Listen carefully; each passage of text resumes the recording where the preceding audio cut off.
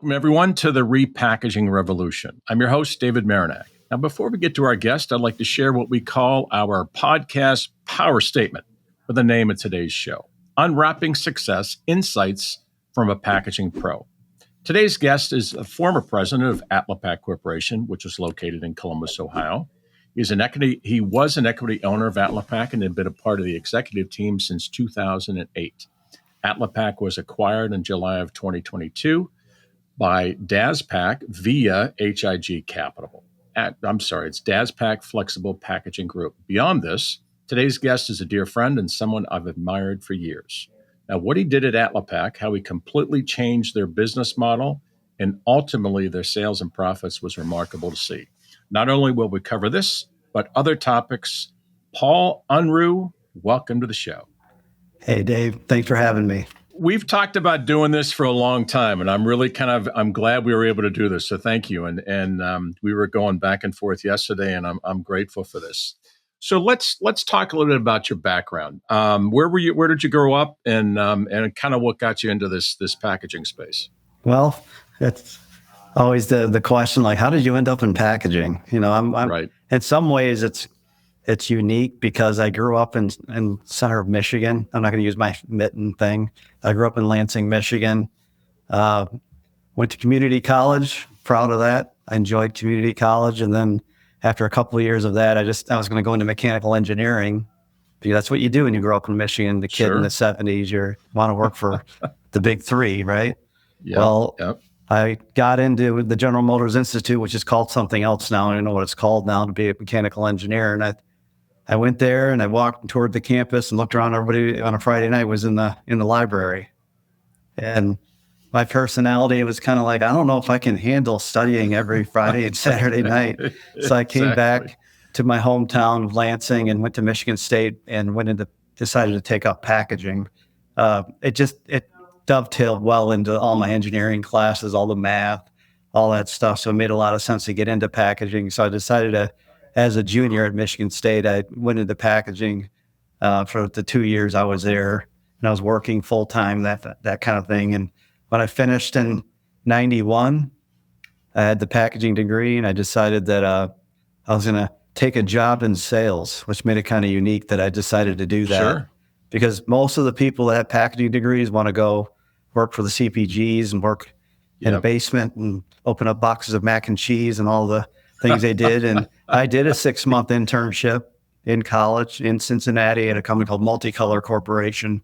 They were probably 20 times smaller. They're a lot smaller back then. They're a multi-billion-dollar company now. Yeah, I was going to say, right. But it was great because it exposed me to flexo, litho, roto, and offset, everything, printing, laminating, adhesives. It exposed that 6 months of that as an engineer. I said, definitely going to go into sales, because Right. I got a lot of upside of going on sales calls with the guys and being kind of the technical person. Even though I was only 21, I was a kid, but I got a lot of drive out of that. There was a lot of way back, I say way back because you and I are both in the same world, but when Michigan State in you said late 80s, early 90s, is that correct? Yeah, 91 I graduated. And I was 86, and so we're around that same time frame. Now, Michigan State was one of the few at the time. I know there's Clemson and some others, but was Michigan State the only one with a packaging background or a packaging major, if you will, or is there others? Well, I learned a lot about that when I served on the board. I served on the alumni board at the School of Packaging, and it wasn't the only one. It was probably one of the few that had a building for it, if you will. Like Rochester Institute, RIT had one. They still do. It's all, at least it used to be all like Michigan State people there, but they've grown. Clemson's grown. San Jose State. Now I think there's 15 or 16, but even at Ohio State back then, where I live in Columbus, they said they had a packaging school, and I met the guy and he had one student. I'm not sure how all that works, but they didn't have a lab or anything per se like they do up at Michigan State. But Michigan State's always been the biggest. Stout's been very good as well, RIT. And Clemson's I've admired the way they've really taken those students on the technical side harder. Michigan State's more encompassing, like the students are more, hey, they can sit in a meeting with engineers, with design, with brand, with the owner. versus a Clemson guy can really get into the nuts and bolts of how things are printed, the ink systems, all that kind of stuff. So they're a little bit more on the technical side. That we joke that they're smarter than us, but we're more diverse, more broad, open, like as far as working in a company. Well, so Michigan State, and you kind of mentioned something which I think is very intriguing, especially with this. You had the technical background, and then you also understood that, hey, if I could bring that technical background to a sales approach, that really is a 1-2 punch that a lot of people didn't have or really don't have. For the fact that, let's face it, our biggest clients always want to know, well, how's that going to work, and how are we going to do that, and the usual sales guy without that technique, like me, would kind of call you and go like, "All right, Paul, tell me how we're going to do this." But you being able to double dip on that, I think is quite intriguing. It turned out to be you do things in your life that you just do them because it comes natural. Then you find out, 33 decades later, it's a major asset, especially nowadays. It's so difficult to get 5 minutes with anybody in any format, Yep. whether it's online. Yep. You and I have talked about this. And if you can't go into an appointment with at least a knowledge base of trying to help them succeed, like Yep. the customers know what they want, but it isn't necessarily all in their best interest. And as an advocate for the customer, you want them, especially if you're selling packaging, you want them to sell more. If they sell more, they 100%. buy more packaging. I'm not the smartest guy in the room, but it is quite that simple. So the stories that I like over the last 30 years are where the successes and the failures. I've had to get out of my office stories. I've had that's my baby product, and it grew into a huge product, things like that. And all of us have those in packaging. That's what makes packaging kind of fun. First of all, it's underappreciated. People don't realize that everything's in a package, essentially. And it encompasses printing and all the other industries. It's a really, really remarkably large industry. It's huge. And the technical part of my background helped a lot. I understood I could help a customer figure out what a folding carton is. I could help them figure out, buy your, corrugated boxes are for protection. I'm not a corrugated box expert, but I understand what flutes are. I understand what protection is. I understand what dunnage is. And that's a good part about having a salesperson with a packaging background. Even if they go through training and through the IOPP or something like that, it gives them a good go-to. Like I get the weirdest calls even after 30 years from people like, you ever heard of this? And every now and then, usually it's you, every now and then somebody asks me, I'm like, no, you stumped me. I don't know what that one is, but there's a lot of nomenclature in packaging. And you can tell the ages of people by the nomenclature they use. Well, 100%. Not only that, but you nailed it too in the fact that packaging really is under the radar. It's one of those things that a lot of people take for granted, a lot of companies take for granted. You and I have lamented on this where they think of it at the last minute. Oh crap! I got to call Paul. We don't have anything in the package for the or anything to contain this with, or we've got issues. And frankly, that was one of the real exciting things about you and I talking, because I really want to, and we'll get to this after you talk about Atlapac and things, but I really want to get your take on the future of this business, the future of packaging sales. I mean, yes, there's always going to be packaging, but I really am concerned. Sounds weird, but I mean, I really want to encourage people to look at this as a profession. Packaging sales, packaging industry is not something that you can just think of at the last minute. It's an absolute critical, essential part. I don't care whether you're selling online through Amazon or you're selling at a grocery store. It's so critical, and it doesn't have to be food either. There's so many different tentacles to this that I almost am really, really excited about talking with you about, okay, so how do we kind of embrace the next generation of the packaging space? But anyhow, I digress. We'll get to that in a second. But so after your time in Cincinnati, and take us to that, you had a couple of steps along the way if you want to go into that, but I really want to kind of tie into your time at Atlapac, because that truly was a success story, because I worked with them and knew them before you got there and then after you got there, and you completely flipped that on its head. Do you want to go into that immediately, or do you want to talk about any of your other stops along the way? I can give you a little bit of context before. That was 2008 when I joined Atlapac. I spent 14 years previous of that at a regional flexible packaging company. So I sold to pet food, pet care companies. I used to joke that I was the litter kings. I did a lot of cat litter packaging. Exactly. People use a lot of Me cat too. litter. You don't realize it until you start doing the packaging. Exactly. So I did that for a while, and I was in printing all the time and dealing with printing is in flexible packaging. I don't care who you are. Every day is different.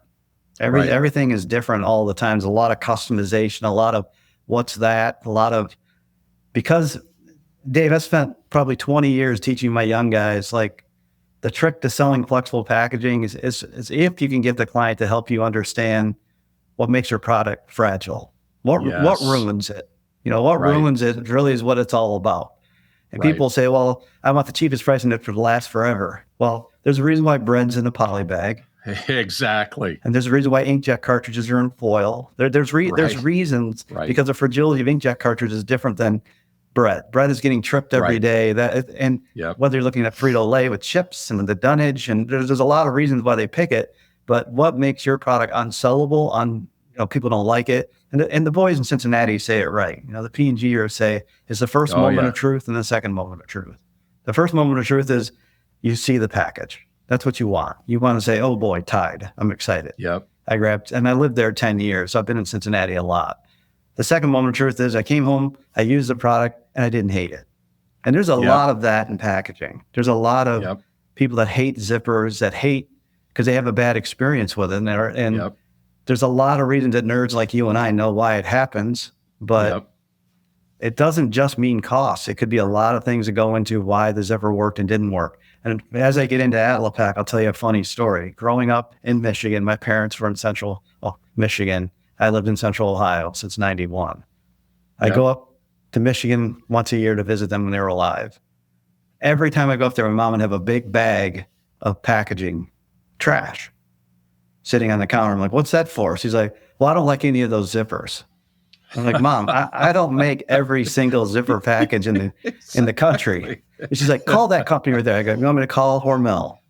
Exactly. I wasn't selling to Hormel, but because she didn't like that, she's like, well, that's stupid. Tell them to fix it. I'm like, well, that's the thing. Packaging's not noticed till it's wrong or it does something at times. So that I always liked that thing from P&G. They talk about how you use the package, how you go through it. It actually can get through the cycles. In other words, opening and closing, whatever it is. Exactly. So, after 14 years of dealing with a lot of smaller, like food companies, branded products that are in, if you go into Petco or PetSmart or Kroger or whatever, that kind of thing, I had my bags made at Atlapac, just like you may have. They would take my material and then they'd form it into a pouch and put a zipper in it. They had a competitor in Wisconsin that was busy. They're busy doing what they could up there. So these guys at Atlapac said, we'll run your bag. Like, well, you guys don't have a pouch machine. So that's kind of how it started. And they bought a pouch machine. I sent a little work over there. And then like I said, in 2008, that company I was working for wanted to sell. I didn't know they were going to sell. I was the number one salesperson. I was a VP of sales in the company. I was selling 8 out of 10 million for the company. And the owner never told me that he's trying to sell the company. Is that right? Which is an interesting story. So I left and I called Stuart, the previous president of Atlapac, and said, I'm leaving this company. He goes, well, come work here. I said, well, you can't afford me because now I've sold so much that you don't have enough assets to he's like, we'll buy equipment for you. We'll make you an equity partner, which I was kind of, at the time, my spouse didn't like it because it's a very gentleman's handshake kind of thing. And at the beginning it was, but I know what kind of person he is and his family is that I was just, let's get after it. So I joined Atlapac in 2008. They're doing about 5-6 million maybe in sales. A lot of it in a more, I call it gourmet candy market. Like when you go in and buy it at the farmer's market, you buy like little bags of candy and that stuff. They still do quite a bit of that.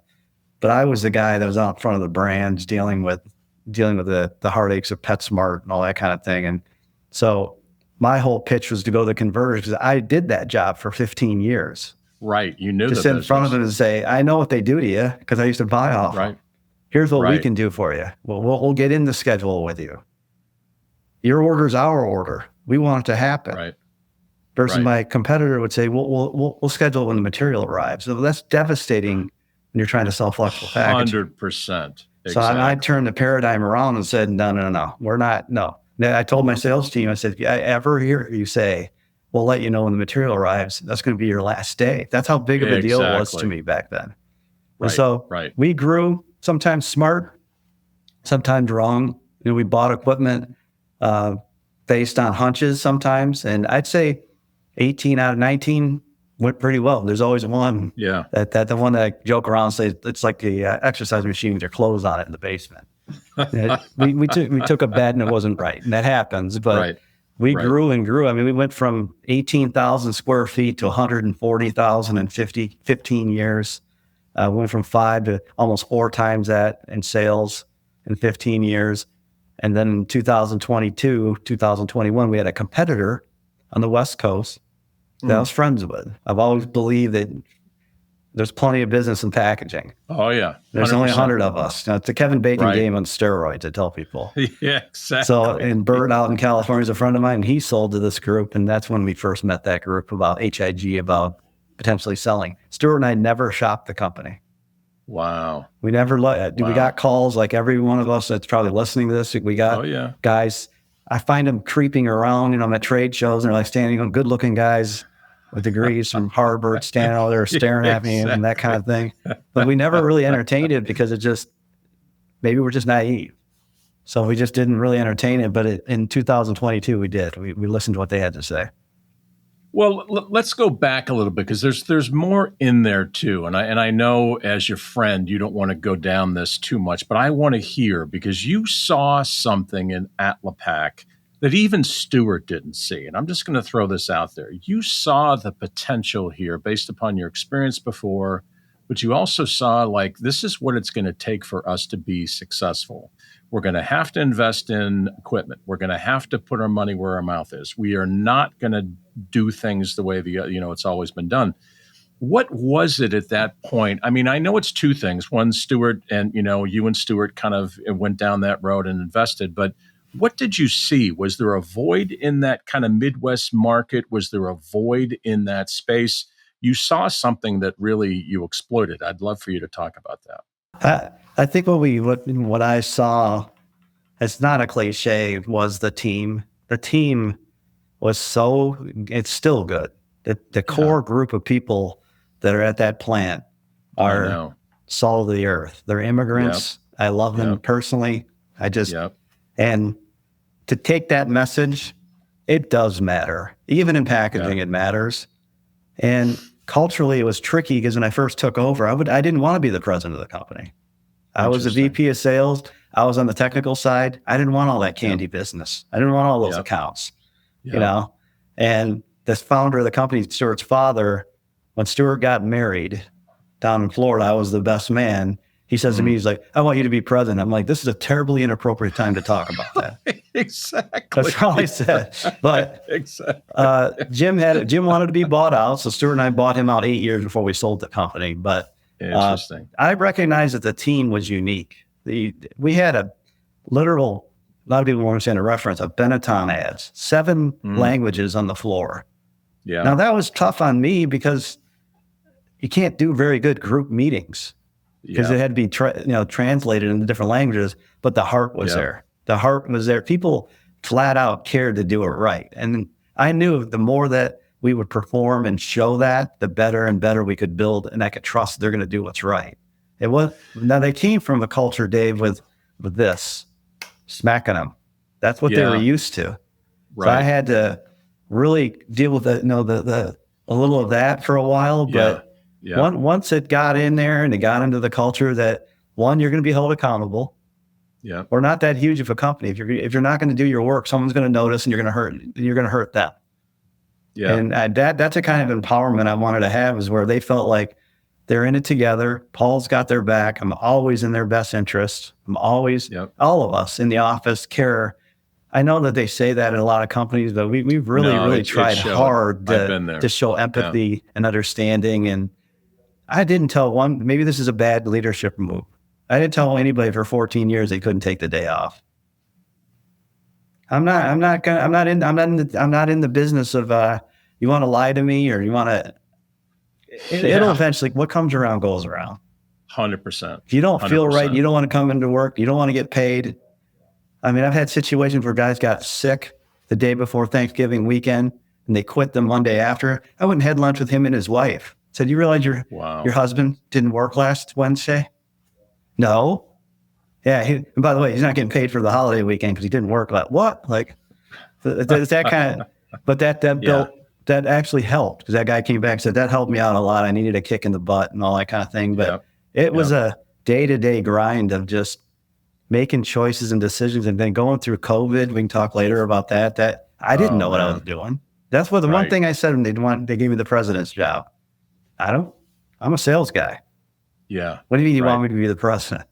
So I picked up, I learned. Continuous learning is not a cliche. It's important. And I think you can see with me, since you've met me, that I'm always pushing myself to learn more and more and more, because that makes you more confident. When you know something, you come with confidence. And that's the whole goal of that. You know, it was so interesting to watch. I mean, you talked about the immigrants and the people that work there, that culture, and I saw it and felt it from a distance. But you also mentioned something about, I wasn't ready, or hey, I didn't want to be president because of this. But sometimes that makes the best presidents, because you aren't in a system that knows how to just churn people through like a wash machine. You do have empathy for, what needs to be done. You do have empathy for people as humans. And that's really what you brought to the table there, that I always saw and admired. And I think that came back in spades, because, those people would work their tails off for you guys, and they wanted to do a good job, and they really had pride in their work. And that was the one thing that I always saw, that you guys were just Atlapac. You and Atlapac were very comfortable in your own skin. You knew what you were good at. You knew where you had advantages. You weren't going to go and tread in other pieces of business that wasn't in your world. You just basically said, this is where we fit. And you killed it. You absolutely crushed it. I mean, that was amazing to watch. Thank you. It wasn't as easy as it might have looked from a distance, but, the trickiest part, and you know this better than I do, and the trickiest part of having success in your career is all the failure. Right. Because most people only see the finish line. Right. And bringing in clients and onboarding clients is, I don't care how old they get, it's all about trust. Now, it's difficult when the company's, Unilever, some huge corporation, but for the most part, it's about trust. I had a co-packer that did pet care packaging. I was in the meeting with the brand. That's unconditional trust. Once you get to that point, you can execute more and more success stories. But it's so tricky to communicate what trust is, because every salesperson sits there and says, yeah, I can do that. I can do this. I can do that. And I tell my sales guys, like, we have a core competency, and it's not just the elevator pitch. It's not just the value prop, all very important. Right. It's also, trust me, in the store, we're successful for a reason. And, these brands that come to you and I, especially because we'll incubate anything, right? We'll look at anything, and they'll come to us and say, well, I want to be in a bag. And I always start with the first question: what bag do you like? Right. Because you and I are too nerdy to answer that off the top of our head. We know too much in this East-West thing that we're not going to know what they want. So I would say, go to any aisle, go to any brand, go to anything you've ever purchased in your life.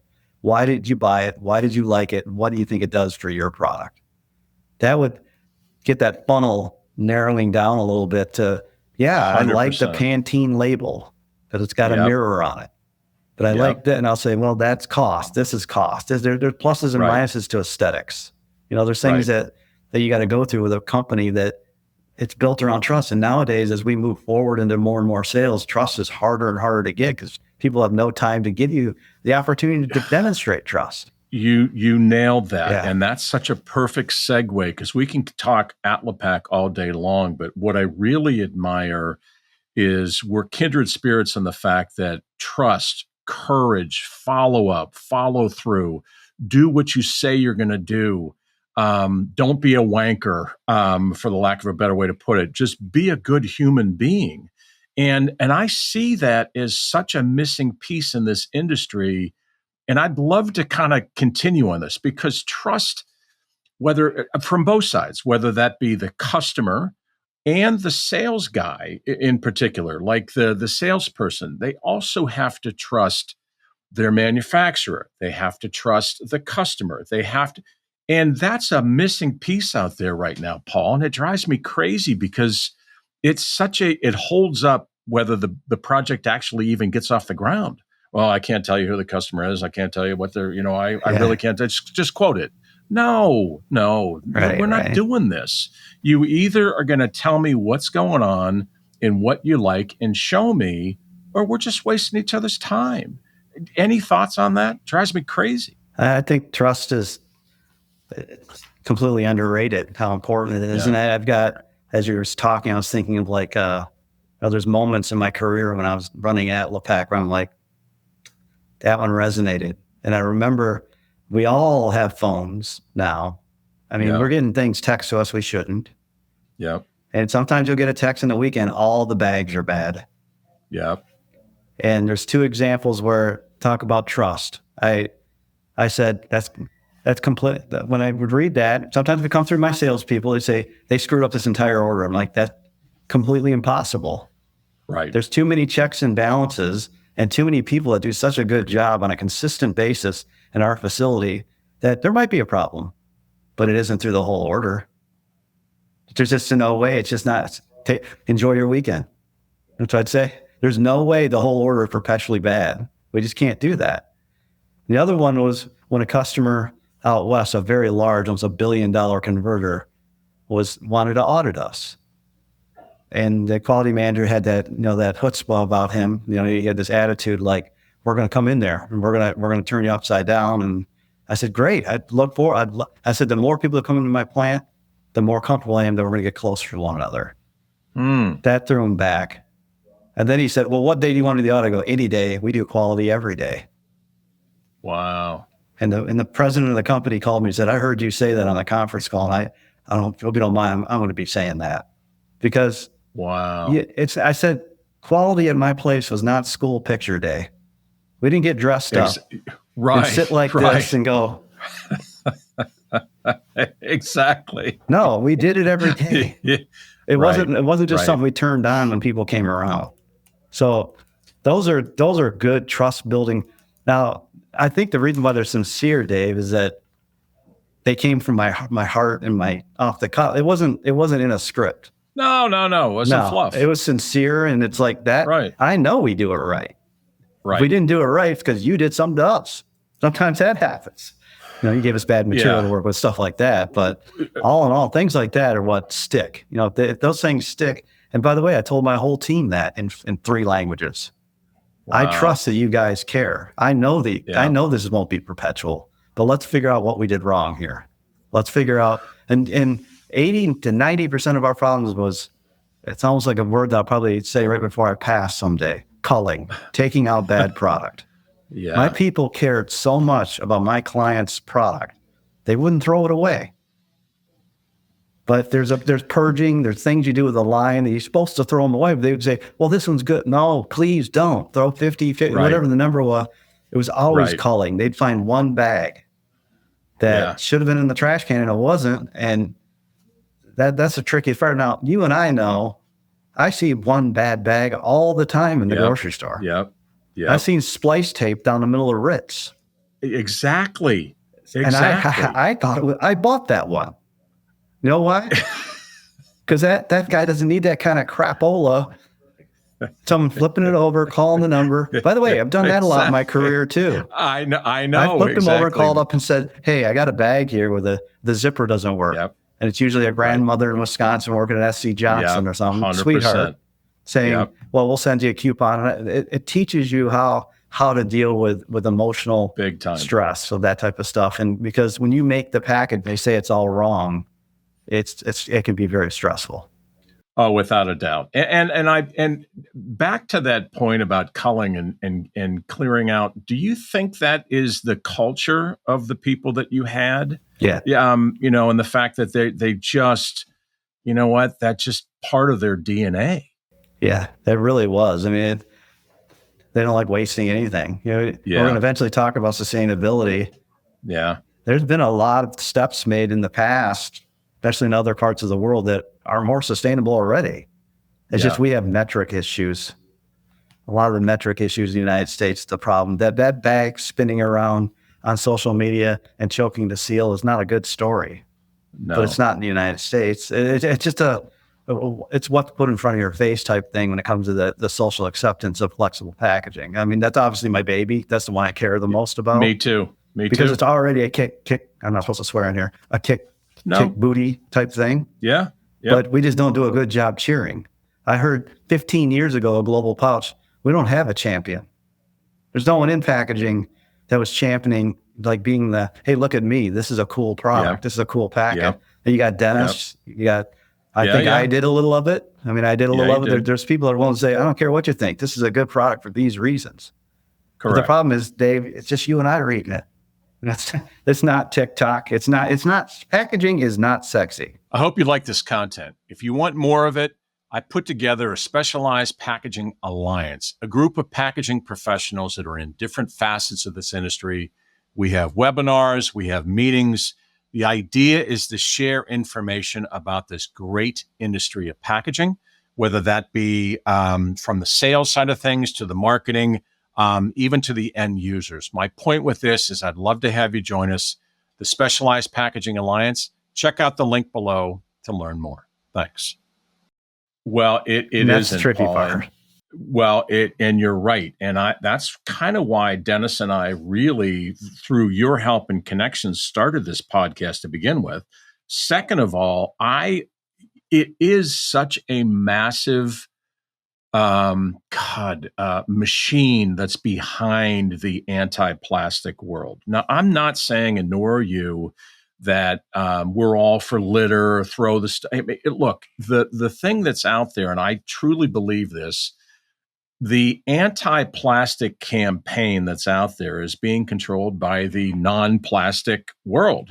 I mean, there's a lot of there's a lot of might behind the paper and non-plastic industry that controls the ink, negative or positive, about us. And we just have allowed that to just go on. And it drives me crazy. I've joined and I've reached out to the plastic organization or industry orgs, and I've gone to the meetings and it's like, will somebody come on here and please talk about, and the positive side of packaging, Paul, they're afraid to do that. I don't know why. They're afraid to either upset the AMCORs or I don't know. I'm like, are you kidding me? I'm willing to be that guy that brings people together and say, this is bullshit. Sorry, I will swear on this. But it's like, this is not, what are we supposed to go back to in the medical industry? The iron lung? What are we supposed to go and what are we going to use in the automotive? Like steel? What is going on here? And it doesn't make sense, but yet the system behind it and the verbiage and vitriol behind it is just such a powerful, like you said, is you and me out here trying to fight against the ocean, for Pete's sake. Yeah. Now, it's interesting. I watch that whole it's not competition, but that whole story about plastics are bad. I'm all about food waste because I know better, stuff like that. But now I see it in the cannabis industry. Yes. And know who they're battling? Alcohol. So I'm watching that from the sidelines with the popcorn. I'm not really, but watching it, like in the city of Denver, those bars and stuff, they don't like cannabis. People are not drinking as much. It's becoming less of a choice. Oh, and interesting. So I watch it over there and watch them tell you how terrible cannabis is and all that kind of thing. And it reminds me of the whole plastic is the evil monster that it is. And there's fitness to plastic. It does things that I'm sitting at a table that's made out of, acrylic plastic mixed, like solid surface material. I mean, it's frustrating. Like I don't anymore because I'm in my 50s, but when I was in my 30s and 40s, I argued with Grandma at the grocery store. I did. Yeah. And she told me, that plastic bag is bad news. I'm like, don't get me into the energy thing with you. And why the hell are you buying 20 apples? You live alone, lady. Like, I mean, but I don't do it anymore. I used to say those things, but I really have tried. Now, my family does it because they're sick of me, but we eat what we buy. Yeah. Now, if you could just do that and stop jumping down the throat of a package being in plastic, just eat what you buy. You're gonna get over hurdles that you're never gonna get over with unloading. Well, you go back to glass. By the way, a brilliant industry. They're brilliant. Yeah. It's a nightmare to make. Yep. It cuts your foot on the beach. Yep. It doesn't get recycled. Nope. But nobody talks about that. No, and they claim that it's infinitely recyclable. And I'm like, I interviewed Christy Armit, the plastic PhD, and we spent a whole day together. And he had basically said something, and I can't remember exactly, but he said, in the Midwest, we don't have any glass recyclers. We have to literally gather that up, and I'm talking about spaghetti sauce and soup or whatever it is, and send it 3 or 4 states over to be ground back up. Now, wait a minute. And his whole premise, which I agree with, and I know you do too, you have to look at the whole life cycle. What does it cost to make and ship and store and grind back up and then ship it back versus a plastic flexible piece of film? It's night and day. But yet people don't look at that. They look at, so yeah, it's brilliant what they also do with the aluminum can business, and it's infinitely recyclable. I mean, you look at the energy it costs to make, but yeah, it just drives me crazy that we're not focusing on things like waste collection or teaching our children that littering is not okay. I mean, one of the things that Christy Armit taught was 85% of litter or more is intentional. And if we don't teach our children that we have a waste collection problem. We have an issue where we don't know, frankly, that's part of the issue, in my opinion, with the US is my rules for collecting waste and separating it are completely different than yours in Columbus. I guarantee you can go the town over, and that's different. And until we kind of come together with a legit group of rules and regulations that we all follow, we're all just, nothing's going to get, I don't care whether it's paper or plastic or glass, all the stuff's going to end up in the landfill because no one knows what to do with it. And that to me is such a wide open opportunity to stop this bitching back and forth and actually focus on solutions and doing something for the good of the country. But I don't know, man. It just seems like people really get off on just being that. No, it sucks. I hate it. Why? I don't know, but I hate it because I was told to hate it. It's like, it's stupid. Yeah. I mean, 10 years ago when I was at RePackaging in Germany, which is, I feel, the best show in the world for packaging, they had all the infrastructure there to sort your trash all over Germany, especially in Dusseldorf, very progressive city, take the train, very, and I, being the devil's advocate, being the American, that the guy that they all think we carry guns, it's another conversation. But they'll say to me like, well, how's your visit to Dusseldorf? I'm like, how often do you guys use these trash receptacles? They're very nice, very German, very, very, very, look like a Dyson machine just for trash. Oh, yeah. He's like, no one sorts a trash pull. No one. That was 10 years ago. Yeah, he said, look at them. So I've been there 2 or 3 times since then, and I look at them. It's not because they're good at cleaning them out. They're just not using them much. Wow. No kidding. Even though, now, also, Americans don't appreciate, and I know you understand this, the logistics of Europe versus our place. The square miles or the square meters, whatever units to measure you're comfortable with. Yep. There's like 10 Haribo plants in Germany to make gummy bears. We've got 2? Right.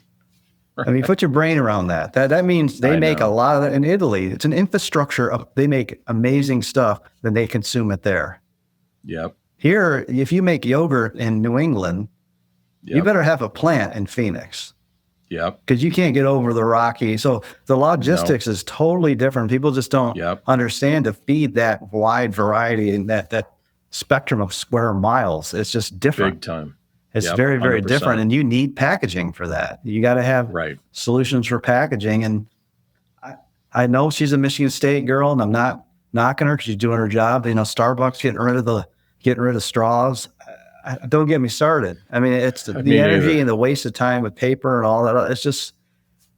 It just takes some of the right chutzpah or the right guts to say, I want to do this for these reasons. And there's brands doing it. Bare Naked is a bit of it's still a good idea, I guess. I mean, it's still a good idea that what they did works and how they're using it. But the fragility of that is not the fragility of meat or I'm beef with you, jerky. man. And people don't realize that. And now that we have these other packaging formats like digital, people want to put everything in digital. It's like, well, you got to be cognizant of what makes your product not work anymore. Well, that's the first thing from the very beginning. And you taught me this. You have to understand how to protect the product first before you get into what it looks like and all the printing and the style. What do we have to do? And you said it earlier. Where's your product's weak point? Is it longevity? Does it need to be consumed in 3 days? Do we have to protect it for a year and a half? What is that? But all too often, people they just bypass that and they wonder why it fails. It's crazy. There's two kinds of barrier I've taught all my salespeople over the years. There's packaging barrier and there's marketing barrier.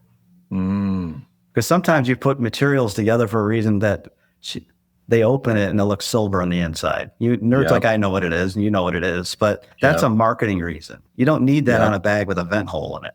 I agree. And it's that type of thing that most big brands do get that. They do, but there's still big brands that I see with EVOH with vent holes in the bags. Right.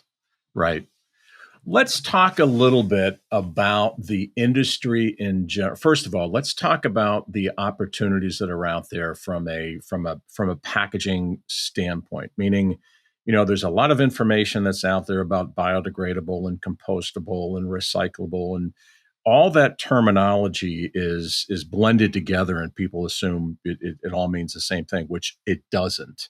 There's just, and I see, and I don't know about you, I'd love to get your take, but I see 100% recyclable out there as such a huge opportunity in this country to do something where we can actually really and truly curbside recycle, not return to store, and still protect the product. I think I've seen advances. I'd love to hear what your thoughts are on the potential of that. I agree. I mean, there's been some big leaps. And first of all, yes, the nomenclature again, a sustainable material. I've had people with PhDs in sustainability sit in front of me and explain to me all the different materials out there. And I have a selective listening issues. After a while, I would just say, which package has this?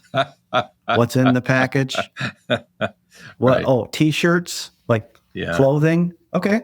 Yeah. I just want to know what I'm dealing with. I'm not putting beef jerky in that one. No. So I totally agree with you that there's a lot of people swinging at the fence trying to come up with a solution. And I like recycle ready because there's an infrastructure already there for it for the most part. I'm not talking about all the nerdy stuff with MDO and all that kind of thing.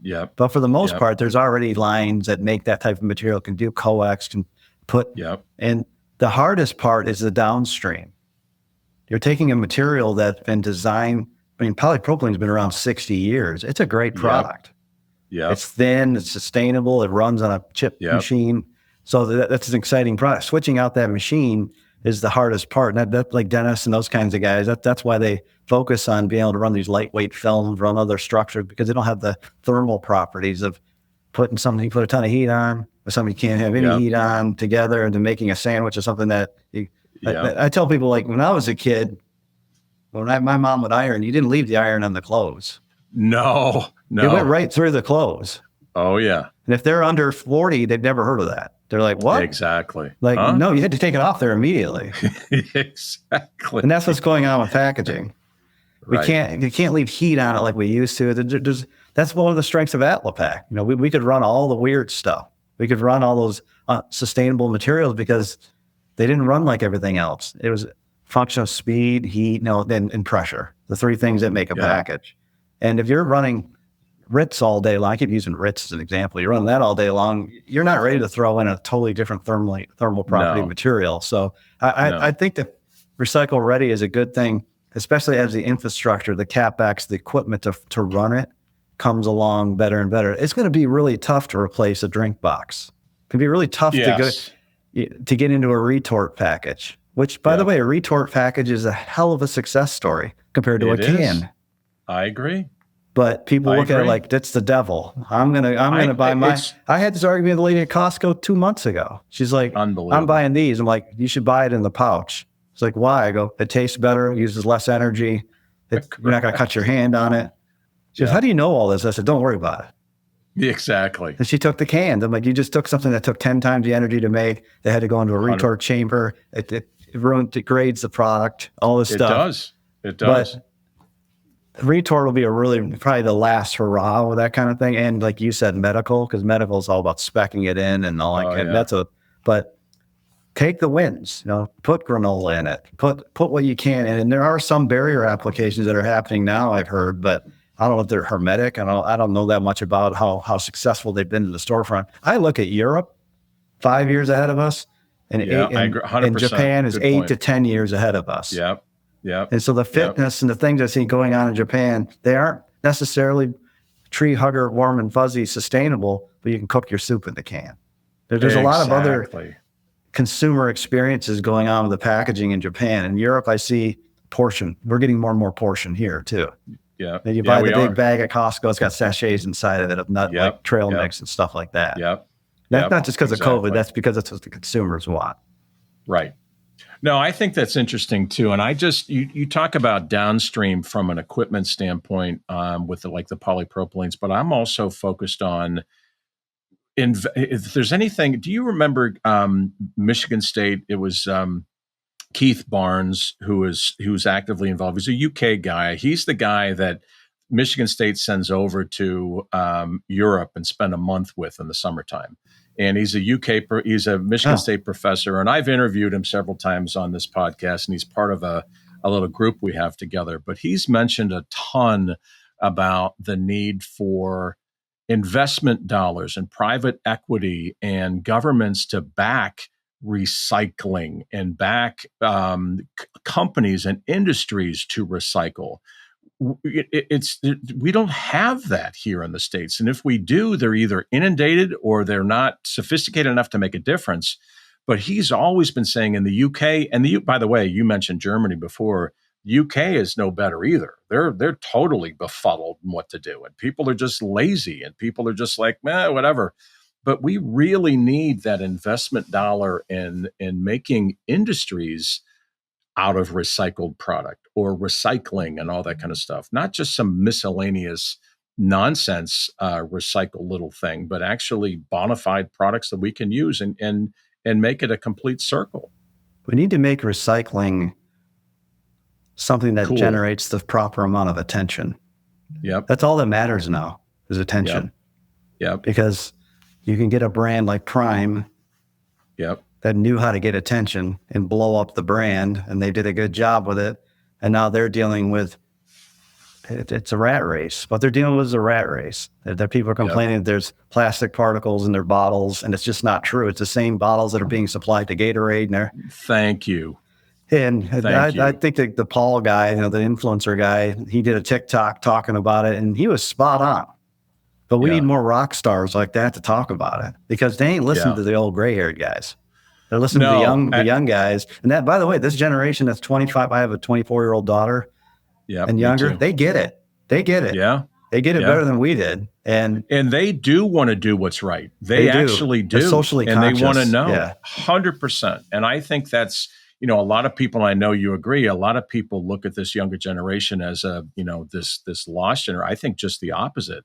I think they have the opportunity to really change the world. Now, it's not going to be the way we may have envisioned, but they're conscientious, they're bright, they actually work differently. That doesn't mean they don't work hard. They work differently. They have tremendous assets that we should exploit. And like you said, bring attention, get the young people involved, get them to understand, and that's how change is going to happen. And it's like, man, I'm constantly trying to figure out who can we partner with. Could you imagine if, and I know I'm just digressing here, the Taylor Swifts or the Travis Kelce's actually just mention recycling. I mean, literally, That's hey, a I good just one. dropped Yeah. this off in the canister. What? I mean, what? I mean, people would go You're bananas, right. and that's what needs to happen. It's like, come on, people, think this through. This is nuts. Yeah. And it's just so much. That's my favorite word this year is attention. Because, Yeah, that's a good point. I like I'm in it. a company now that I'm helping out, and it's not in packaging, but they need more attention. That's all it is. And it's just, it's a slippery slope because it's hard to Yeah. measure attention. Yeah, you can say Yeah. I've Oh, got yeah. 4,000 followers, but if they're not engaged, it doesn't matter anyway. So stuff like that you're right. If they could get, I mean, like Prime, they create a lot of, those bottles that's a lot of waste that's being made. It's big not their time. fault. I mean, the whole beverage Right. industry is a monster. There's It all kinds is. of things going on over there. I mean, I still think the largest pouch in the world still is Capri Sun. I know. I mean, it's still, and you know what? I love the word fitness. It's a great application for Sunday morning at the soccer field. Yep, exactly. Glass I know. to 7-year-olds that you got to say, go kick the ball. No. But they know how to put that straw in. And so they've done a heck of a job with the fitness or something like that. But you go to like Puerto Rico and other countries, there's alcohol in those pouches, but not in America much. There's a lot more of that stuff in other parts of the world. But it's just a function of, you're right. We need some rock stars to say, yeah, I ate all this and I'm throwing the bag away. I'm recycling. Exactly. Imagine that. Yeah. Well, take us through a little bit as we wrap up and land the plane. Take us through what you're doing now, because you've always been a board advisor for several companies. Now you've got your own shingle hanging out there, doing some other. Tell us what you're doing now in conjunction with still dabbling in the packaging space. Well, because I sold my company, there's a position I'm in where I first of all, I have no interest in it, but to not compete. I'm not looking to compete with my old company. My son works there. He's 29.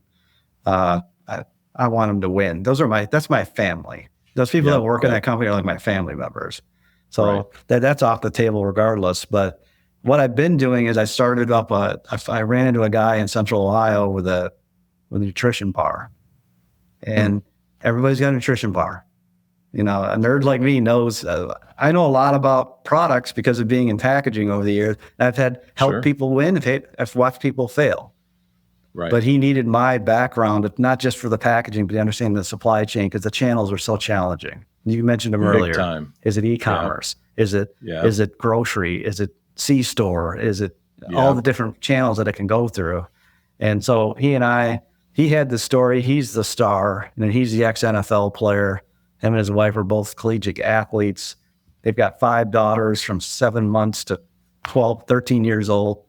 So the first time I met him, I said to him, Dave, I said, because I have a daughter and a stepdaughter. That's plenty. Yeah. I said to him, I said, Justin, I got one question for you. He goes, what's that? I go, do you talk at all at home?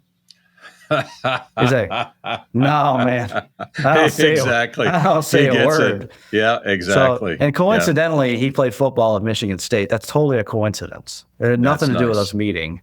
But that's a bonus. It's kind of nice. But the story is neat because he has families that have dealt with, diabetes and health issues and that kind of thing. And he's developed a product out of his house that we sold to the Patriots. We've sold now some Giant Eagle. It's called the Mom Bar. We're marketing right direct to mothers, because mothers are the true athletes. That's our message. Absolutely. You know what? We all have one too, or had one. Yeah. Right? Most of us. We had a mother in our life. And we know they buy the product, and they're the ones that were buying it when we called it something else in the first 6 months. It's been a year and a half with Mom Bar. Mom's on the move, MOM. And it's gotten traction because it tastes good and it delivers a good product as far as health-wise, as far as macronutrients, that kind of thing. So I'm advising with them. I also have a company of my own called Pundit Advisors, where I go in and shake the trees on the sales side. A fresh set of eyes from a guy with my kind of experience is helpful, because my passions are small companies. My passion is helping owner-operators grow their business. I think it's super duper enriching and fun and that kind of thing. And the fresh set of eyes doesn't hurt, not to mention the free therapy. You get all that's involved with it too. But so I carry multiple cards with them and with other companies just to go in and say, well, have we thought about this angle? Have we thought about this type of thing? Because a lot of these business owners, I was one, are being bombarded with, you got to buy a CRM. You got to do this. Yes. No, you need to touch the customer and get attention. Yes. I'm not saying CRMs don't have value. If your salespeople are all over the world, I get that. I'm with you. But if I can walk in the back and see my order run, I don't need a CRM. I need to have a competent rep that I shouldn't have to say to a rep, open up your CRM, tell me what's your top 10 things going on. Exactly. He or she should be able to go, I'm not opening up anything. It's this. Yeah. Because what motivates salespeople? Money. Wins, contracts, business. And that's not in a CRM. I'm not knocking CRMs. It has its place, but it doesn't teach you how to sell. I totally get that. It does not teach you how to sell. You nailed that too. No, and you're exactly right. And it's so interesting because you're touching on all these things that's like you're reading my mind, because a lot of the reps that are out there right now, we've been force-fed for 20, 25 years. This is what you need to do. It's like worker bee mentality. Do this, push this, pull that, push this. And really, in essence, back to your comment about attention and trust and thinking your way through this when it comes to, growing your business, is that relationship with a customer and getting them to appreciate what it is you bring to the table. Not the CRM, not the 1,500 emails that you can ram down your throat. If there's not this sort of a way for people to kind of go, yeah, you know what? Paul actually does have my best interest in mind. He's not trying to sell me anything. Yeah, ultimately we may work together on something, but Paul's actually asking me questions that are viable to this business. And how are we going to get it to last on the store shelf? If Giant Eagle picks this product up, how are we going to make sure that when mom does buy this from Soccer Mom in Medina, that it looks and tastes the way you intended? Mm-hmm. All those kind of things that it really it's like we're in such a hurry out here that we have to kind of pull back the old school way of doing things. And that's really what you're doing, it sounds like. I like that you brought up Medina, because when I met with Giant Eagle a few weeks ago, they told me a story, and look them up. I don't know the name of the company. There's a company in Medina that has a brick and mortar candy apple place. I don't know the name of it, but they have Giant Eagle now. And he's still doing it out of his trunk of a car, $2 million a year in sales. Whoever that person is my kind of person. Exactly. That's called grinding, folks. Big time. I try to tell young people that too. It's like, don't address me or look at me because I finished the race. Yeah. I did a lot of things. I ate a bucket of dirt. I mean, it is hard. It is not easy to get to the point where you can call up Dave Marinac and knows Dennis, and Dennis knows the people at Tree, some juice company. Yeah. That is not falling out of bed stuff. You earn that. No. And that takes a lot of time.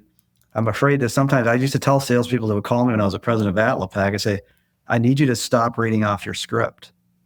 Oh, nice. By the way, I'd only take a couple of those calls a month, but I would do it just to kind of get myself back to reality. I'd say, don't read off the script. What do you know about me? Well, Paul, it's nice to meet you. I'm glad you picked up the phone. And I said, stop talking like that. I said, you sound like a nice young. Yeah. Well, go Bucks. I go, well, all right, let's just start with this. I realize I live in Columbus and I do like the Buckeyes, but if you really looked at my LinkedIn, you see I graduated from Michigan State. Michigan State. And it doesn't matter that much. Exactly. But it will matter to others. Yeah. And I'm just saying, you got to be, another thing I tell the young people, allow some quiet. If you ask a question, don't fill it in. Just listen. Ask them something and say, and put your hands together, put your hand on your mouth, whatever it takes. Don't fill in all the blanks with clutter. Let some time go by. It's okay. And if you ever even tried that, and I've tried that with our kids, to wait 3 seconds, that's the longest 3 seconds. I mean, it's like, I got to say something. Well, let's wrap this up. One of the things that and you touched on this, and I don't want to, it's not like we're ending on a bad note, but I think young people are afraid to fail. And you've mentioned failure as a necessity. I know it's a necessity. And there's so many people that carry that baggage around. Oh, you screwed that up and you messed that up. No, if you're failing, you know what doesn't work, or you're learning or whatever. But man, I see a lot of young people that are so caught up in being perfect and are afraid to fail or make mistakes. And it's like, man, if there's anything, I'd love your take, because if there's anything I want to encourage young people is, that's the only way you learn. I mean, look, if you're a young baby and you fall over when you're learning to walk, we don't just say, "Wow, it looks like Sam can't walk. All right, sit him back down. Get a wheelchair. Get back." Exactly. Yeah. Get up. And Yeah. what's your take on that? Are you seeing that too? Yeah. I mean, I've seen that because raising my children and the YouTube generation, that they think you got to be able to dunk a basketball. That could be a height thing, but that's another topic. But yeah, I mean, I tell my young sales guys that I was mentoring at Atlapac, I was telling them this. I told them every week. They probably, of course, I'm an old guy. I say the same thing over and over. That's what we do. Yeah. I say, if you don't go out and try and fail, you're going to fail in my eyes. Big time. Well, I don't want to get in front of the customer and not know what I'm talking about. I said, you get in front of a customer and you're learning about them, they'll tell you what you need to hear. Exactly. Don't worry about understanding what EVOH married to this does to that. The trick is, how do you help them sell more stuff? That's it. Yeah. Go on with that. And what I do with them, Dave, is I take them on the region. There's regional stores up here in Cleveland. There's regional stores down in Columbus. I take them to those regional where they bring in the local brands. And you know who's standing behind that thing, making the product? The owner. Exactly. And I would walk up to the owner with kid gloves. I want them to sell stuff. I'm not there to sell them packaging. But eventually, every single time, they're like, yeah, I go, let's walk around the store. Show me what you like. And they say, I like this, but you can't afford that. They're like that. I said, see how I'm engaging the customer to try? I said, I didn't explain what's in the cake. I just said, cake is delicious. That's what I tell those guys every week. Go sell some cakes.